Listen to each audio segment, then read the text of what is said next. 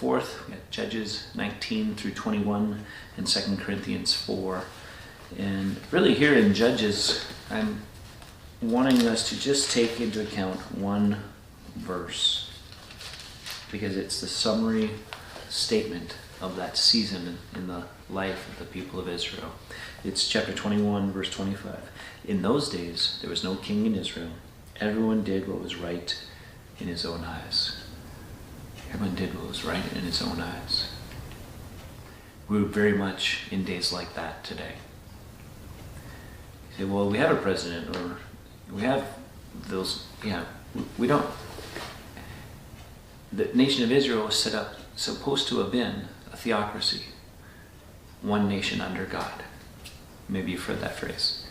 And they rebel against God and his leadership for them, if you will. And so the book of Judges becomes this ongoing saga, as we've discussed, of falling away, serving other gods, into all kinds of horrible things, getting disciplined for it, repenting and coming back.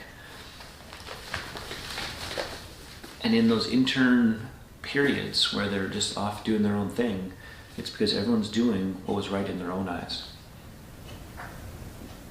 And what does that mean? It means the standard that God had laid out for them through the law of Moses was ignored. Why? Because that will come in conflict with doing right in your own eyes. In much the same way today in our culture.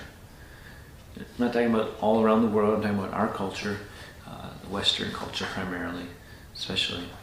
And how at the end of the day, that's what's driving what's going on. People want to do what was right in their own eyes.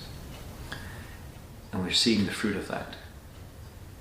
You're like, yeah, that's the problem. We need new leadership. Well, we need Jesus. That's who we need. And so to pair that and to kind of settle us so that we go, what is the answer? Today's reading supplies us that, I think. 2 Corinthians chapter 4 tells us in verse 4 of 2 Corinthians 4 that the God of this age has blinded the minds of the unbelievers to keep them from seeing the light of the gospel of the glory of Christ, who is the image of God.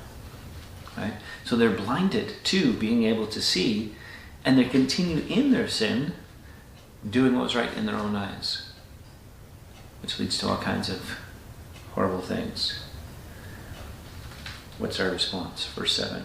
But we have this treasure in jars of clay to show that the surpassing power belongs to God and not to us.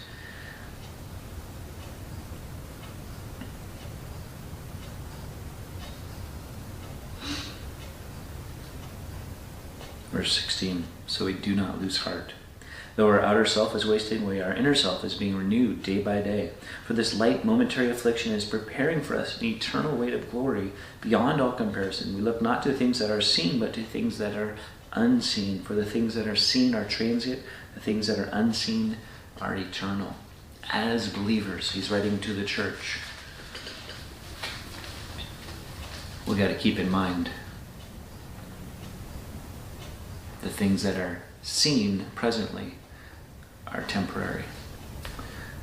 We gotta look for those things that are unseen, those things that are eternal. Doesn't mean we ignore what's going on, but we understand that those things are happening because people are doing what's right in their own eyes. But we have this treasure. And so we have to allow that to come out. And it's gonna cause us sometimes affliction and all these other things that he talks about. But we're gonna speak forth the truth and watch and see God break into the darkness with the light of the glory of Jesus. It's not going to be easy, but it's necessary. Until next time, keep growing little by little.